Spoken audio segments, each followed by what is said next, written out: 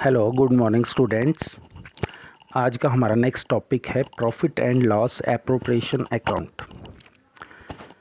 Profit and loss appropriation account जो है बेटा आपको पता होना चाहिए, ये नॉमिनल अकाउंट है। जैसे प्रॉफिट एंड लॉस अकाउंट आपने 11th में पढ़ा है, जो कि नॉमिनल अकाउंट होता है। Debit all expenses and losses, credit all incomes and gains. तो उसी का ये एक्सटेंशन है ये आगे, तो इसका नाम है profit and loss appropriation account. तो profit and loss appropriation account देखो क्या बोल रहा है, the net profit of the firm is calculated through profit and loss account in order to show the distribution of profit among the partners. Profit and loss appropriation account is prepared. देखो जो net profit है वो तो आपने calculate करना है profit and loss account से ही, लेकिन जब आपने पार्टनर्स को प्रॉफिट डिस्ट्रीब्यूट करना है तो उसके लिए आपको बनाना पड़ेगा profit and loss appropriation account. It is an extension of profit and loss account and is credited with the net profit and interest on drawings. आपको पता है कि जो प्रॉफिट है और इंटरेस्ट ऑन ड्राइंग्स हैं दोनों इनकम हैं, इसलिए वो दोनों क्रेडिट में डाली जाएंगी. And debited with interest on capital, salary to partners या कमीशन भी हो सकती है.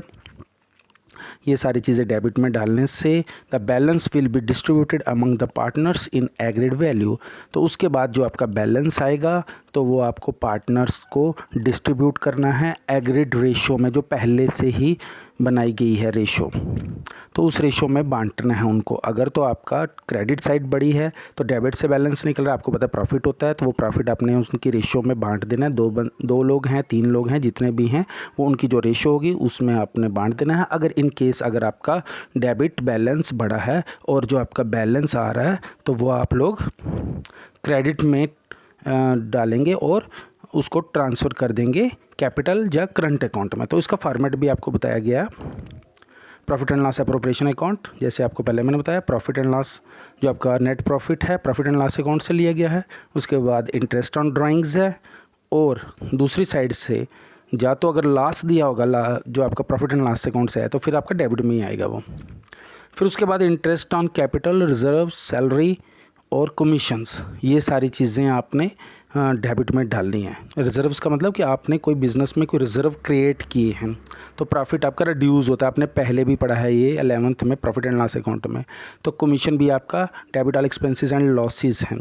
तो अगर आपका क्रेडिट बड़ा है तो आपका बैलेंस जो निकल रहा है वो प्रॉफिट एंड लॉस, जो profit transfer to partners capital या करंट अकाउंट में ट्रांसफ़र हो जाएगा. तो अगर आपका डेबिट बड़ा है तो लॉस आपका क्रेडिट साइड से ट्रांसफ़र हो जाएगा प्रॉफिट किस में, कैपिटल में और करंट में. Okay, thank you.